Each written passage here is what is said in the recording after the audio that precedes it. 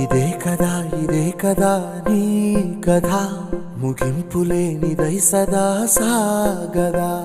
ఇదే కదా నీ కథ ముగింపులేనిదై సదా సాగదా. నీ కంటి రెప్పలంచున మనస్సు నిండి పొంగిన ఓ నీటి బిందువే కదా నువ్వెతుకుతున్న సంపద.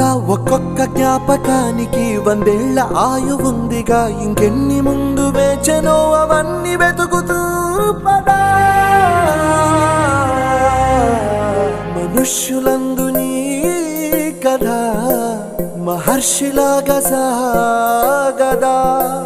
మనుష్యులందు నీ కథ మహర్షిలాగా సాగదా.